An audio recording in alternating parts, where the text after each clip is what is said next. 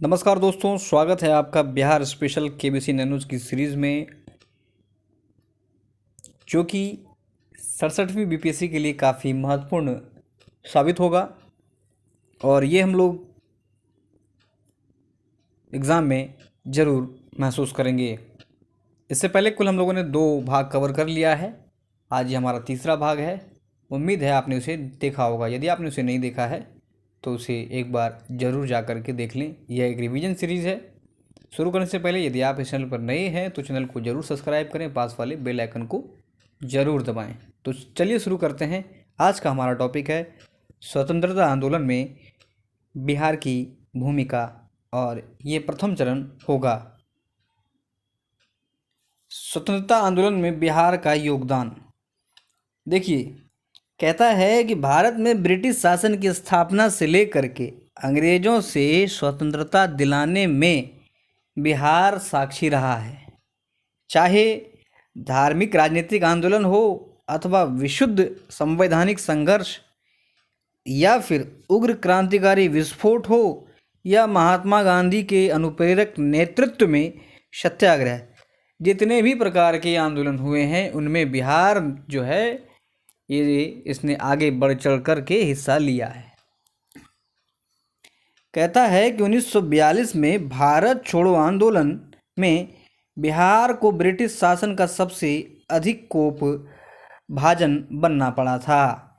1942 भारत छोड़ो आंदोलन। कहता है कि ब्रिटिश प्रधानमंत्री चर्चिल ने हाउस ऑफ कॉमन्स में स्वीकार किया कि 5 में से 3 बार मशीन गनों से गोलियां भीड़ पर बिहार में ही चली थी। तो अगर हमसे पूछ ले कि किस ब्रिटिश प्रधानमंत्री ने स्वीकार किया था हाउस ऑफ कॉमन्स में कि भीड़ में 3 बार गोलियां जो हैं चली थी, वैसे लग नहीं रहा कि पूछेगा, लेकिन फिर भी ध्यान रखें, प्रधानमंत्री चर्चिल ने। 1857 का विद्रोह और बिहार। कहता है कि भारत में अंग्रेजी सत्ता की स्थापना के बाद प्रथम सशक्त जन आंदोलन 1857 का विद्रोह था। 1857 विद्रोह का आरंभ 11 मई 1857 को मेरठ छावनी से हुआ था। ध्यान रखना है डेट, 11 मई 1857। कहता है बिहार में भी इसका व्यापक प्रभाव पड़ा। विद्रोही सितंबर अक्टूबर 1857 में सासाराम तथा रोहतास के आसपास कुंवर सिंह के भाई अमर सिंह से मिल गए।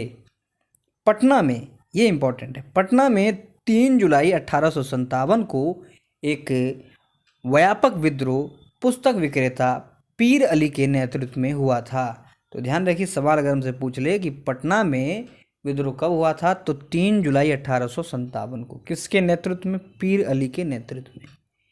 आगे कहता है कि बिहार में अफीम का व्यापारी एजेंट लॉयल ने इस विद्रोह को दबाना चाहा, लेकिन अपने सैनिकों के साथ मारा गया। पटना के कमिश्नर विलियम टेलर ने विद्रोह का दमन कठोर रूप से कर दिया। ध्यान रखना है कब विद्रोह हुआ था, किसके नेतृत्व में हुआ था। ये पटना का कमिश्नर कौन था? William Taylor. कहता है 4 जुलाई को संपूर्ण पटना नगर की तलाशी हुई तथा सरकार के स्थानीय अधिकारियों ने अन्य जो हैं कठोर कार्रवाई, दमनात्मक कार्रवाई किए। आगे पीर अली को गिरफ्तार कर लिया गया। इससे पहले 19 जून को टेलर ने पटना के 3 प्रतिष्ठित मुसलमानों मोहम्मद हुसैन, अहमदुल्ला और नाए जुल हक को धोखे से बंदी बना लिया। आगे कहता है कि 25 जुलाई 1857 को मुजफ्फरपुर में कुछ अंग्रेज अधिकारियों ने विद्रोही सैनिकों की हत्या कर दी। 25 जुलाई को ही दानापुर छावनी में 3 रेजिमेंट के सैनिकों ने विद्रोह कर दिया और अगले दिन शाहबाद जिले में प्रवेश कर गए। तो ध्यान रखिए, ये डेट जरूर अगर हमसे पूछ ले कि दानापुर छावनी में सैनिकों ने विद्रोह कब किया था, तो 25 जुलाई को।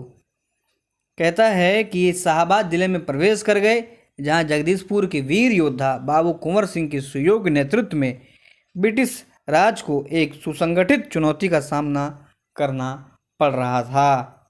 30 जुलाई को कंपनी सरकार ने सारण, चंपारण, पटना, मुजफ्फरपुर और शाहबाद जिले में मार्शल लॉ लागू कर दिया था।